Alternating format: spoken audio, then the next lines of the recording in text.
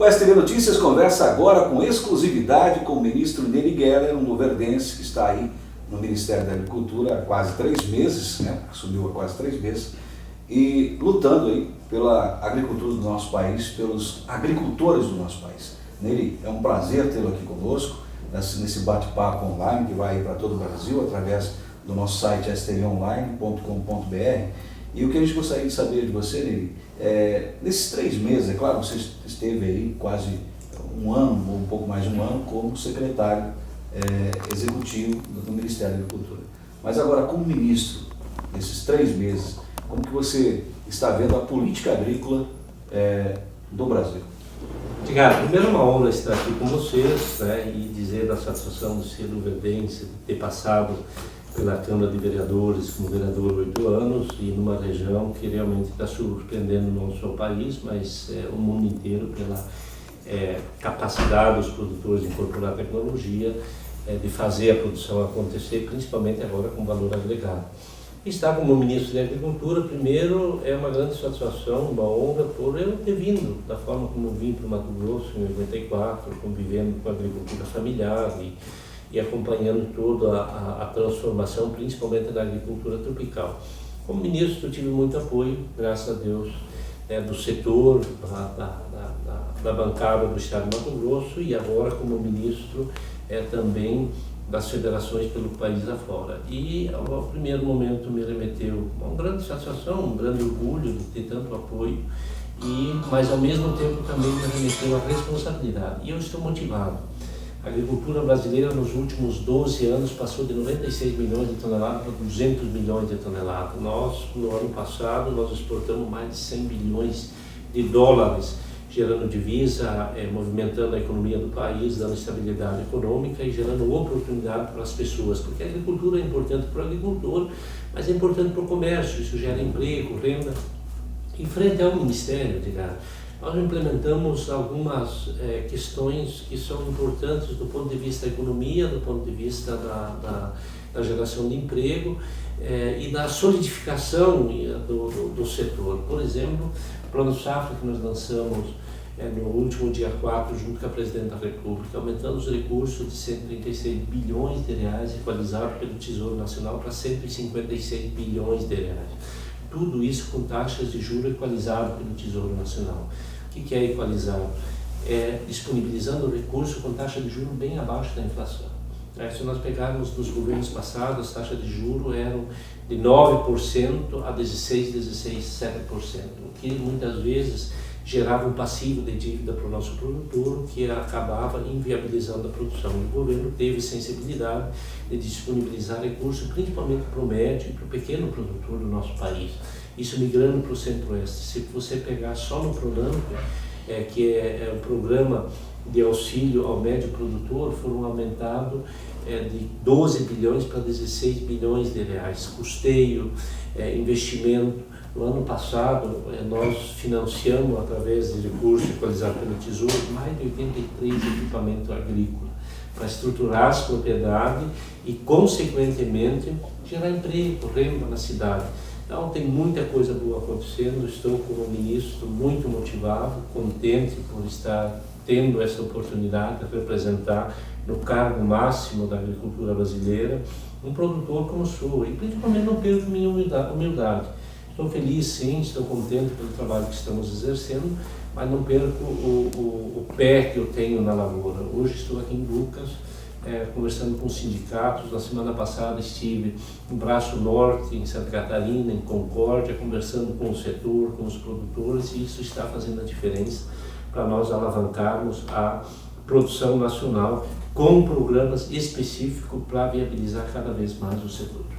Ministro, quando o senhor assumiu como deputado federal, né, o senhor já imaginava que, por exemplo, que ia chegar a ocupar esse cargo, que é o cargo, digamos assim, antecedendo o presidente da República, é o cargo máximo dentro, né, do agronegócio brasileiro. O senhor sempre foi um defensor na bancada do agronegócio lá no Congresso Nacional, mas o senhor imaginava um dia ser ministro? Olha, Edgar, sinceramente, Deus tem me abençoado muito. Quem conhece minha história sabe como eu consegui chegar onde eu cheguei. Eu fui, antes de ser deputado, fui líder classista junto com tantos e tantos companheiros, aqui de Lucas, inclusive, né? Sindicato, produtores, vereadores, inclusive, que atuaram. Depois consegui chegar como deputado federal. O que já foi um marco na minha vida, na minha história. Mas sempre defendendo a agricultura? Sempre com a bandeira principal, o agronegócio, a agricultura, a produção. Por quê? Porque a produção é que move a economia do nosso país e eu tenho vocação para isso, gosto disso. Assim, Edgar, sempre defendendo a agricultura, mas no sentido amplo da palavra. A agricultura no sentido de não centralizar para os grandes, não. A agricultura ser um meio e um instrumento da economia que fortalece o comércio, que aumenta a receita da arrecadação dos municípios para investir em segurança, para investir em educação, em saúde.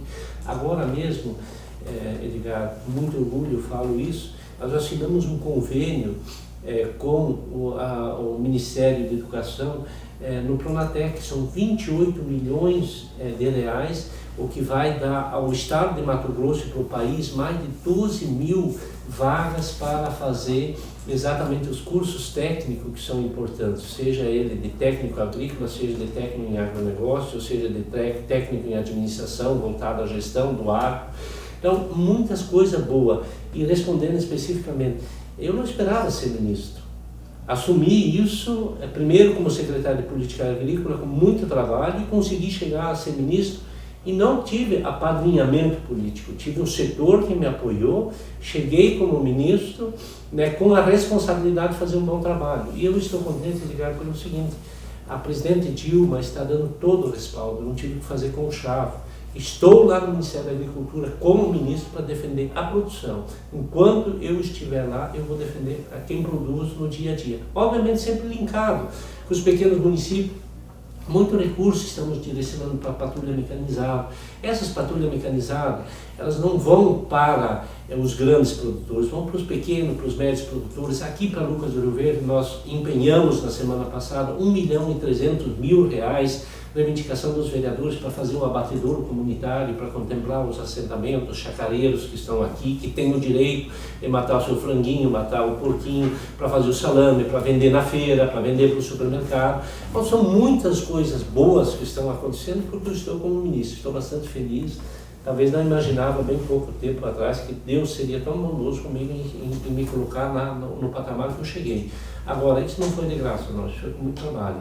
Quem me acompanha sabe disso. Suei muito, sofri injustiças muitas vezes, mas estou lá, enquanto eu estiver lá, nós vamos trabalhar muito para defender o setor. Tive na semana passada, muitos vereadores aqui de Lucas me visitaram, na semana passada o Ayrton Calai, junto com o vice-prefeito Miguel, foram lá, reivindicaram várias questões, nós estamos atendendo e pronto para continuar essa parceria com a Câmara de Vereadores, com os sindicatos, com os pequenos produtores e com o setor organizado do estado de Mato Grosso do país. Ministro, voltando aí um pouco no tempo, em 2004, 2005, 2006, nós tivemos aí várias situações do agronegócio que foram, assim, preocupantes, deixaram vários agricultores aí realmente preocupados com o futuro. Nós tivemos aí Tratoraço, a situação em Brasília, o grito do Ipiranga, que surgiu aqui no município de Ipiranga do Norte. Pensando assim, daquela época para hoje, fazendo um comparativo, o agronegócio ganhou muito, né? Ele conseguiu se organizar, se politizar, vamos dizer assim, para poder ter foco no que precisaria de políticas agrícolas. E como o senhor vê esse trajeto, o senhor que fez parte principalmente até como deputado federal, né? Depois agora como secretário, e todo o tempo mesmo não estando lá, o senhor esteve brigando por essas políticas.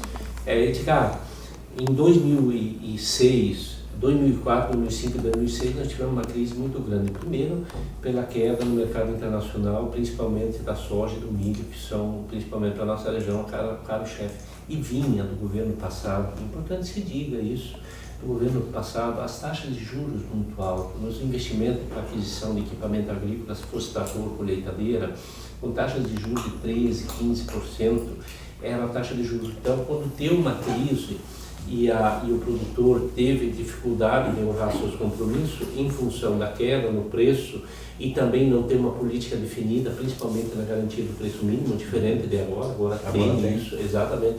Então nós tivemos bastante crise realmente em 2004, 2005, 2006.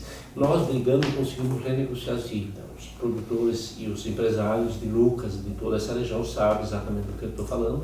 O governo fez as renegociações, em alguns casos nós conseguimos bônus, construímos uma política bem identificada e o que você acabou de falar, o setor se organizou, participou através da ProSoja, das federações, de momentos importantes, históricos da agricultura, ocupando os espaços nas esferas do governo federal. Por exemplo, hoje tem uma política bem definida de garantia do preço mínimo, quando, no caso do ano passado, teve a queda no preço do milho, o governo fez a intervenção no momento certo, garantiu a renda ao produtor e, ao mesmo tempo, teve uma política de crédito bem definida. As taxas de juros hoje são equalizadas pelo Tesouro Nacional. Hoje se paga taxa de juros bem abaixo da inflação, o que dá segurança ao setor de não aumentar a dívida e a dívida ir para a estratosfera. É uma política bem definida, além de termos também uma política hoje de logística bem feita. Né? Nós estamos trabalhando muito forte nessa linha. Abrindo só um parênteses aí nessa mesma linha de raciocínio, ministro, por exemplo, o senhor acredita que na época o governo não tinha uma política específica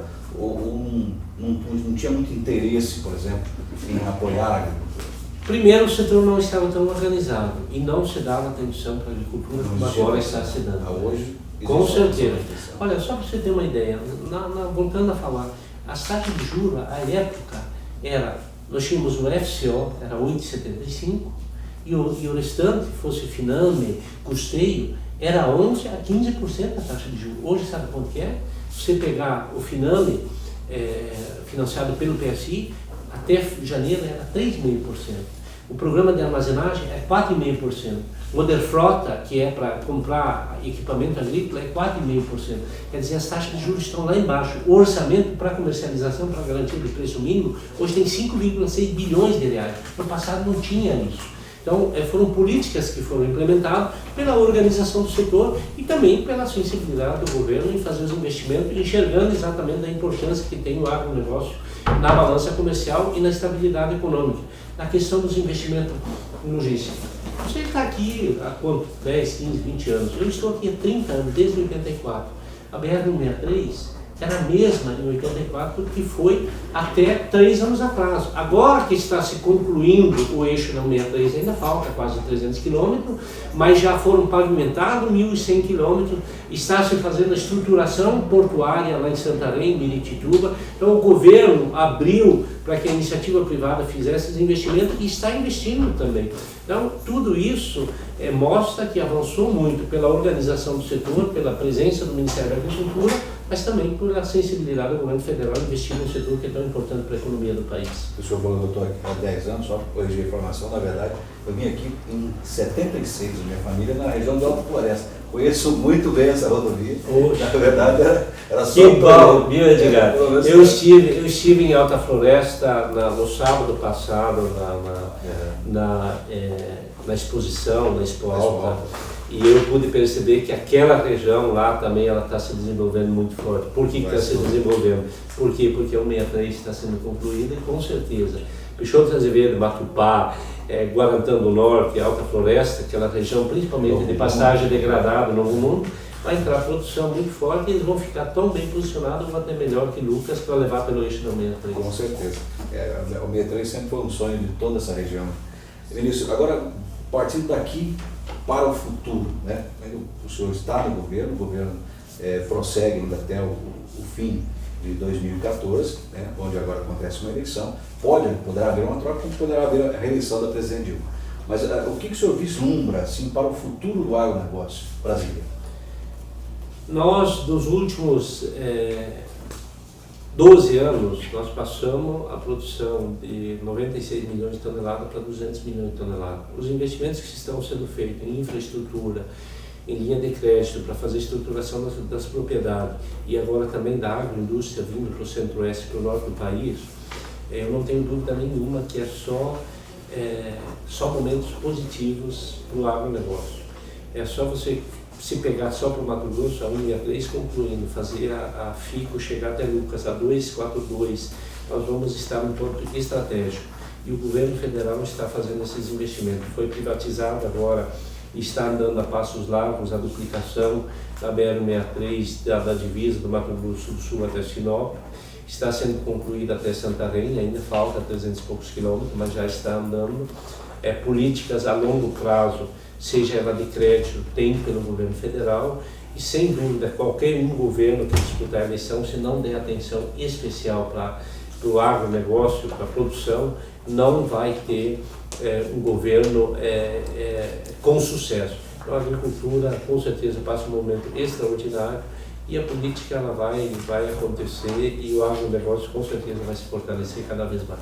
Ministro, com essa explosão do agronegócio brasileiro, não fica aí uma pressão no mercado internacional, principalmente no mercado dos Estados Unidos, os produtores que usam o governo muito bem para pressionar, principalmente o Brasil, que desponta muito bem no agronegócio.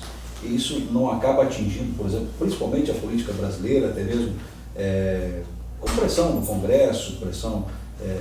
Isso é natural, Edgar, mas o governo tem que ter, claro que tem pressão internacional. Nós temos hoje, por exemplo, a legislação ambiental é mais rigorosa, mais exigente do mundo. Nós tivemos mesmo assim, com toda essa rigidez na preservação ambiental, nós tivemos dificuldade de botar o Código Florestal.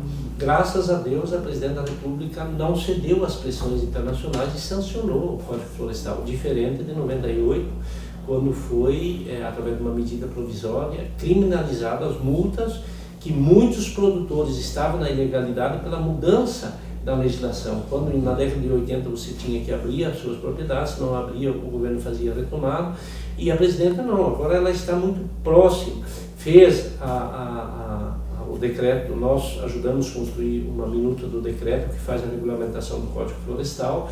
Então é importante isso. Eu, lá no Ministério, tenho uma posição muito clara. Agora mesmo na questão de algumas barreiras que foram, que pretendia-se implementar fitossanitários, inclusive, para barrar a nossa produção, principalmente de carne bovina e também de suinocultura, para ser exportado para outros países. O Brasil teve posição firme, definida, defendendo a produção nacional, fazendo inclusive enfrentamentos. É isso que nós estamos fazendo. O governo hoje é muito forte nesse sentido, defender a produção nacional. E, obviamente, que a demanda mundial é muito forte, né? Você tem nos mercados emergentes a China, Emirados Árabes, que estão consumindo muito alimento. E quem tem capacidade de fazer esse enfrentamento, de crescer no fornecimento, é o Brasil. Então nós temos alguns contra, mas tem muitas coisas a favor, porque o potencial de produção do Brasil é extraordinário. Bom, eu conversei com o ministro Nery Geller, um luverdense, que está aí há 3 meses como ministro da Agricultura, e para nós foi um prazer enorme recebê-lo aqui, já na estreia, né, do nosso site, o stvonline.com.br.